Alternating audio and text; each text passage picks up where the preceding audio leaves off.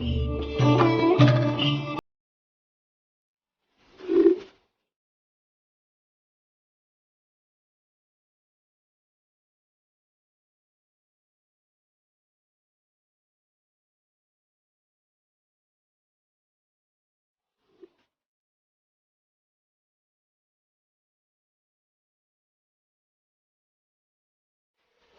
રામ ને સીતારામ ડાયરા ને આજ તો આપણે સ્પેશિયલ વ્લોગ આપણે ઘરની માંડવીનું આપણે તેલ કાઢવાનું છે.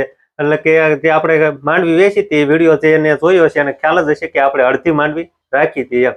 તો જે અડધી માંડવી છે એનું આપણે તેલ કઢવાનું છે. એટલે કે મિલે આપણે બહુ આઘું નહીં જવાનું, બાજુના ગામમાં જવાનું છે કરિયાણા. ત્યાં એ મિલ છે એ ઓણ જ બની છે, નવું મિલ જ છે, મોણ જ બની છે.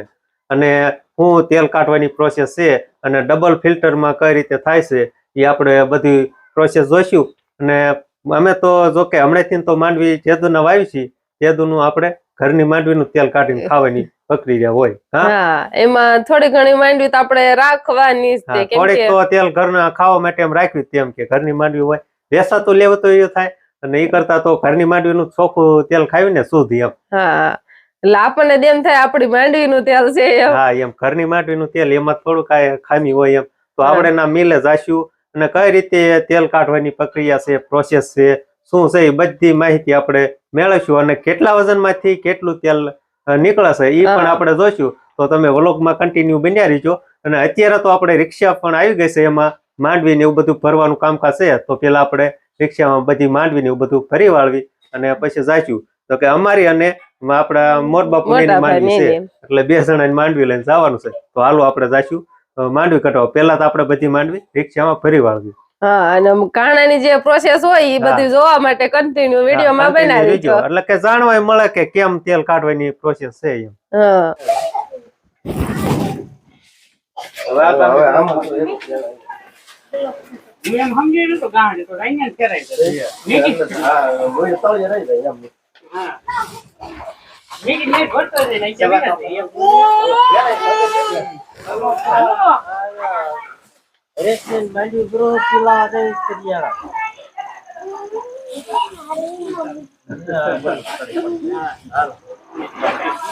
તો અત્યારે આપણે ઘરે જેમ વાત કરી કે આપણે ઘરની માંડવી આપણે અહીંયા મિલે કાઢવા આવ્યા છીએ કરિયાણા. આપણે ભરતભાઈનું મિલ છે, તે ભરતભાઈ થોડીક એની માહિતી આપશે અને એડ્રેસ કહેશે કે ક્યાં છે આ મિલનું એડ્રેસ. ભરતભાઈ કયો? મારું નામ ભરતભાઈ ગોહાભાઈ ગોહિલ છે અને કરિયાણા ગામમાં રહું છું, તાલુકો બાબરા. હું રઘુનંદન મિની ઓઇલ મિલ હકાલું છું. મિની ઓઇલ મિલ એટલે આમ તો દેશી ભાષામાં આપણે ઘાણો કહેવાય. હા, પણ અત્યારે સુધારેલું નામ મિની ઓઇલ કહેવાય. કરિયાણા Raghunandan mini oil mill Khambhala રોડે આપણે આવેલું છે.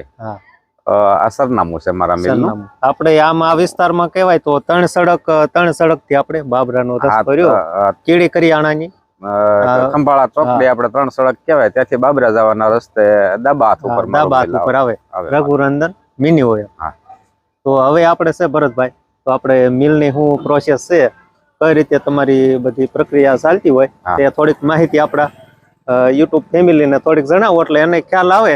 અને જો કાંઈ નજીક ના હોય તો તમારા મિલે કદાચ આવવું હોય તો આવી શકે. ના ના, ચોક્કસ આવો તો અંદર તમને આપણે હવે માહિતી આપું. તમને માહિતી ભરતભાઈ આપશે તે આપણે હવે ધીમે ધીમે જાણશું. તો ભરતભાઈ આપણે અત્યારે અહીંયા ભરતભાઈના મિલે આવી ગયા છું અને ભરતભાઈ માહિતી આપશે કે અહીંથી આપણે ભરતભાઈ માંડવી નાખવાની થાય ને? હા, આપણે અહીંયા માંડવી ઓરવાની થાય નીચે. અહીંયા આ જગ્યાએ માંડવી ઓરવાની થાય. અહીંયાથી પછી માંડવી ઓટોમેટિક ઉપર કન્વેર દ્વારા ઉપર જાય. કન્વેર થ્રુ કન્વેરથી પછી હલરમાં ઓરાઈ જાય. હલરમાં થાય એટલે કે અહીંયા માંડવી ફોલાવાનું કામકાજ ફોલ કહેવાય આને. એટલે ત્યાં ઓટોમેટિક ફોલાઈ જાય અને જે કોપી નીકળે એ પાછળ રૂમમાં વહી જાય. હા, પાછળના રૂમમાં વહી જાય. અને જે દાણા નીકળે એ દાણા આ સ્ટોકમાં આવી જાય.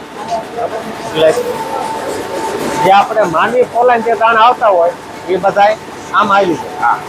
આ જે દાણા છે આ દાણા સ્ટોકમાં આવી જાય. બરોબર.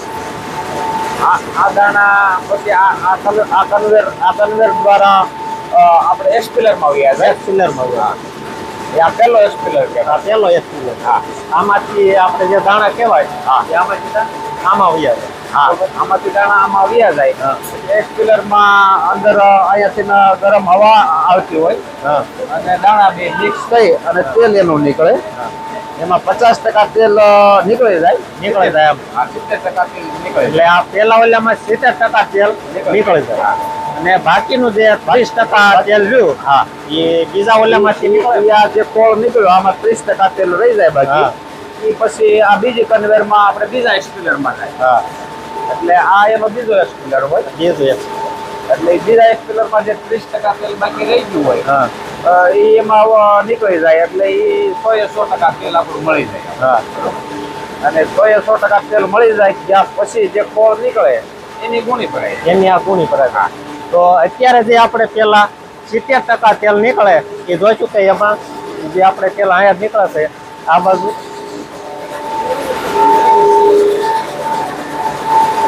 જે આપણે અહીંયા 100% જે તેલ આવે એમાંથી આ 70% તેલ આમાં વહી આવે અને બાકીનું જે 30% તેલ રહે એ આમાંથી થાય આ મિલરમાંથી ડાયરેક્ટ જે આમાં વહી આવે અને જે બાકીનું વાહે 30% તેલ રહે એ આપણે આમાં આ કાણામાં જ નીકળે અને બાકીનો જે ખોળ હોય એ સીધો ખાંડની બોરીમાં ભરાઈ જાય એમ અને બાકીનું જે આ તેલ છે ડબલ ફિલ્ટર થઈને આવે. તો આપણે વધારે તો આપણને બહુ માહિતી ન હોય, ભરતભાઈને પૂછીએ કે ડબલ આમાં ફિલ્ટરમાં કઈ રીતે આમ તેલ પસાર થતું હોય. ફિલ્ટરમાં અમિતભાઈ એવું છે ને હા. કે આ બે એક્સપિલર નું તેલ એક સ્ટોક પેટી વિશમાં આપણે રાખી છે લોખંડની લોખંડ. સ્ટોક પેટીમાં જમા એટલે થાય એમાં કે બધું તેલ હોય એમાં ભેગું બે થાય. એક્સપિલર નું તેલ એમાં ભેગું થાય ભેગું થતું. બરોબર ભેગું થયા પછી આ આપણે પંપ કહેવાય આને. પંપ કહેવાય અને Oil- પંપ oil- દ્વારા oil pump. હા, ડંકી કયો કે પંપ કયો પંપ કયો એ ઓઇલ એમાંથી તેલ ઉપાડે ઉપાડે. અને પેલા ફિલ્ટરમાં ધક્કો મારે એટલે કે જે આ પેલો આ કે ઓઇલ પંપ કે એમાંથી ધક્કો મારે કે આ પેલા ફિલ્ટર પેલા ફિલ્ટરમાં ધક્કો મારે હા એમાં એકવાર ફિલ્ટર થઈ જાય હા એટલે પાછું ઈ તેલ પાછું રિટર્ન પાછું પંપમાં આવી જાય પાછું પંપમાં હા પંપમાંથી બીજી વાર ધક્કો મારે એટલે ઈ આ- બીજા પંપમાં બીજા પંપમાં એટલે કે આ બીજી વાર ફિલ્ટર બીજી વાર ફિલ્ટર થાય એટલે- એટલે ટૂંકમાં આને ડબલ ફિલ્ટર ડબલ ફિલ્ટર કહેવાય. તેલ કહેવાય આને. અને તેલની ક્વોલિટી પણ જો કે એટલી સ્વસ્થ છે, એક તમને કસરું ન જોવા મળે. એટલે કે ડબલ ફિલ્ટર હોય એમાં જ ભરતભાઈ કાંઈ ન ઘટે ને. ના આ તેલમાં ડબલ ફિલ્ટર તેલ હોય આ એટલે આ તેલમાં આપણે 1 વર્ષ દિવસની ગેરંટી આપીએ 1 વર્ષ હા 1 વર્ષ દિવસ પછી બગડી જાય તેલ હા. તો પાછું મારું તેલ સાચું. બરોબર એ ટાઈપની ગેરંટી આપીએ છીએ હા. ડબલ ફિલ્ટર હોય અને એ સિવાયનું શુદ્ધ 20 નંબરનું તેલ આપણે હા. પિલાણ કરીએ છીએ પિલાણ કરો. બીટી 32 નું એ આપણે પિલાણ કરતા નથી હા.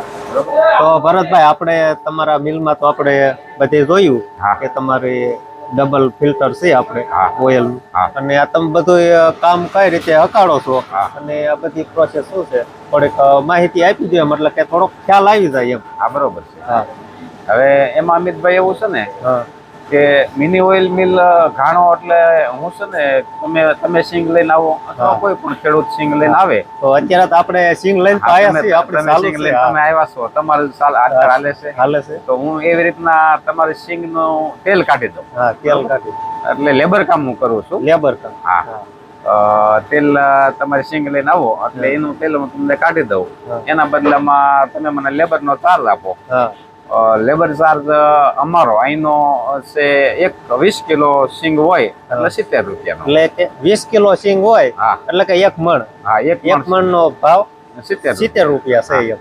એટલે એ પ્રમાણે હું લેબર કામ કરી દઉં છું હા. બરોબર તેલ કાઢી આપું હા. છું એ સિવાયનો ખોળ જે નીકળે હા. ખોળ તમારો જ હોય હા. ખેડૂતનો હોય ખોળ ખેડૂતનો ઈ તો ઈ ખોળ જો ખેડૂતને લઈ જવો હોય હા તો લઈ જઈ શકે છે હા. અથવા મને આપવો હોય હા. તો હું અહીંયા 18 રૂપિયાના કિલો હા. 18 રૂપિયાના કિલો ભાવ લેખે હું અહીંયા રાખી લઉં હા. મને આ બધું જોતા જેવું લાગે છે કે ઘણા ખેડૂતો આ ખોળ તો જાજુ ભાગ મૂકીને જ જાતા હશે એવું લાગે છે. કારણ કે આ સિંગ ખોળ શું છે ઢોર હા. કે એવા ઓછા ખાય ઓછા એટલે લગભગ બધા વેચીને જ જાય છે કોક હા. એવા હોય લઈ જાય લઈ તો એ લઈ જવા દેવાનું આપણે એ સિવાયનું ઘણા મિલો એવા હોય છે હા કે 15 કિલો તમારું તેલ ડબ્બો હોય તો હા. 15 કિલો ડબ્બો ભરાય તમારો એટલે 700 ગ્રામ 800 ગ્રામ કે કિલો થોડુંક આમ ઓછું નીકળતું હોય એટલે. ના એવી હાનિના ભાગનું ટૂંકમાં તેલ તમારું હા. કાપે ખેડૂતનું આપણે એક આપણે જે હાનિ હોય હા, હાનિ. એના ભાગનું કાપતા હોય એમ. હા, હા. એટલે આમાં જે કદડો ટૂંકમાં હા, પડ્યો રહે ને હા. એના ભાગનું એ 700 ગ્રામ થી કિલો અલગ અલગ બધાની પ્રોસેસ હોય પ્રોસેસ હોય એમ. ઘણા નથી કાપતા એટલે અમે પણ આ વર્ષથી શરૂ કર્યું છે એટલે અમે પણ એવું નક્કી રાખ્યું છે કે હા. ખેડૂતનું જે કાંઈ તેલ નીકળે હા એ સીધું એમને મેન આપી દેવાનું હા એટલે કે જે એ કદડો વધે એ આપી દેવાનો. અને તમારે મિલે આમ ગણો તો ઉદ્ઘાટન જ ગણો તો ઓણ જ કર્યું છે ને આ વર્ષે આ વર્ષે લગભગ 1.5 માસ પહેલા અમે હા. શરૂઆત કરી છે દોઢક મહિનો થયો હશે એમ ચાલુ હા બસ એવું થયું છે હા એ સિવાયનું ક્વોન્ટિટી અમે અમિતભાઈ છે ને સારી રાખવી છે કોઈ હા. ખેડૂતને લોસ ન જાય નો અમારે જાય હા બે સમતોલ રે એનું તેલ એટલે- અમારી પાસે ન રહી જાય હા. અમારું તેલ એને ન એને વયું ન જાય રહી જાય. એવી રીતના માથે ભગવાન રાખી અને કામ કરીએ છીએ અમે હા બરોબર છે આમ તો હું ઘણા સમયથી તમારો સંપર્ક કરવાનો હતો હા તમે આવી ગયા સામેથી તો એવું છે તમે હા વિડીયો એ તમારા ઘણા હું જોઉં છું અને તમારી ચેનલ સબસ્ક્રાઇબ મેં કરી છે હા એટલે આમ તો તમે આવી ગયા એ મારા માટે બહુ સારી વાત કહેવાય અને કામ તમારું સરસ છે હા. આ યુટ્યુબમાં જે અમિત રિંકલ બ્લોગ તમે કાલો છો હા. એ આઈ ક્લાસ ટૂંકા વિડીયો બહુ મસ્ત આવે છે હમ.